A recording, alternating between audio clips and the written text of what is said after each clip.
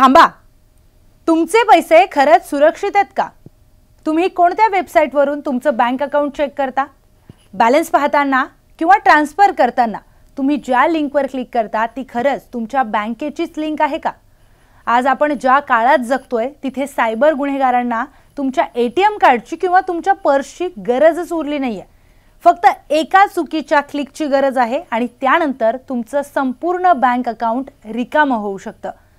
काय आहेत नवीन बदल? तर भारतीय रिझर्व्ह बँक म्हणजेच RBI ने बँकिंग फसवणूक थांबवण्यासाठी एक मोठं आणि महत्त्वाचं पाऊल उचललंय. RBIच्या सूचनेनुसार आता बँकांच्या ऑफिशियल वेबसाईटसाठी एक विशेष आणि सुरक्षित डोमेन सुरू करण्यात आलाय. ते म्हणजे .bank.in. हा डोमेन सामान्य वेबसाईट सारखा नाहीये. तो फक्त RBI मध्ये नोंदणीकृत असलेल्या बँकांनाच दिला जातो. याचाच अर्थ कुठलीही व्यक्ती, कंपनी किंवा फ्रॉड करणारी टोळी हे नाव वापरू शकत नाही. बँकांची नवीन वेबसाईट आता कशी ओळखायची?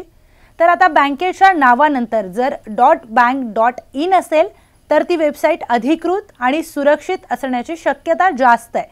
उदाहरणार्थ स्टेट बँक ऑफ इंडिया आता SBI.bank.in असं असेल. HDFC बँक HDFC.bank.in असेल. म्हणजे आता वेबसाईटमध्ये बँकेचं नाव किंवा त्यानंतर .bank.in एवढंच लक्षात ठेवा. पण एक गोष्ट लक्षात ठेवा, .bank.in आहे म्हणूनच सगळीच वेबसाईट 100% सुरक्षित आहे असं नाही. सायबर गुन्हेगार आता इतके हुशार झालेत की ते अगदी बँकेसारखी दिसणारी वेबसाईट तयार करतात. ती दिसायला एकदम ओरिजिनल वाटते, पण आतून ती एक जाळं असतं तुमची माहिती चोरण्यासाठी. आणि म्हणूनच या गोष्टी तुम्ही नेहमी लक्षात ठेवल्या पाहिजेत. SMS किंवा ईमेलमध्ये आलेल्या लिंकवर थेट क्लिक करू नका. नेहमी स्वतः ब्राउझरमध्ये वेबसाईट टाईप करा आणि सर्च करा. बँक कधीच फोन करून OTP किंवा पासवर्ड विचारत नाहीत. त्यामुळे कुणीही फोन करून जर OTP विचारलं तर OTP शेअर करू नका.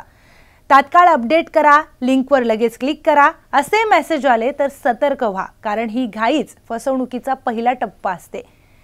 ईमेल आणि मेसेजमधला फरक ओळखायला शिका. आता बँकेकडून येणारे अधिकृत ईमेल सुद्धा बँकेचं नाव त्यानंतर .bank.in या डोमेनवरूनच येण्यास आता सुरुवात झाली आहे. उदाहरणार्थ @SBI.bank.in किंवा support@HDFC.bank.in. जर तुम्हाला यापेक्षा वेगळ्या डोमेनवरून मेल आला तर तो संशयास्पद असू शकतो. पूर्वी स्कॅमर असे मेल पाठवायचे: SBI-secure.com किंवा HDFC-login.net किंवा ICICI-support.org. आणि हे सगळे फसवणुकीचे मार्ग होते आणि आहेत. आता या विषयावर सोशल मीडियावर खूप गोंधळ उडालेला. त्यामुळे सरकारच्या PIB फॅक्ट चेकनुसार त्यांनी स्वतःच पुढे येऊन हे स्पष्ट केलंय की RBI ने बँकिंग सुरक्षा वाढवण्यासाठी .bank.in हे डोमेन सुरू करण्याचे निर्देश दिलेले आहेत. आता आपण नेमकं काय काळजी घ्यायची ते पाहूयात. आजपासून 4 गोष्टी तुम्ही नक्की करा.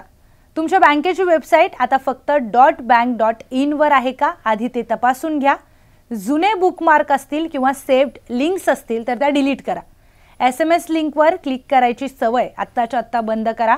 आणि ही माहिती सगळ्यात आधी तुमचे आई, बाबा, आजी, आजोबा आणि मित्रांना नक्की सांगा. कारण सायबर गुन्हेगार सर्वात आधी ज्येष्ठ लोकांनाच टार्गेट करतात. पैसे कमवायला वर्ष लागतात, पण एका चुकीच्या क्लिकवर ते सेकंदामध्ये जातातही. आता तुम्ही जागरूक राहिलात तर उद्या तुम्ही फसवणुकीपासून वाचू शकाल. म्हणून स्वतःही सावध राहा आणि इतरांनाही सावध करा. आणि हो, अशाच अधिक माहितीपूर्ण व्हिडिओजसाठी न्यूज 18 लोकमतच्या YouTube चॅनलला नक्की सबस्क्राईब करा.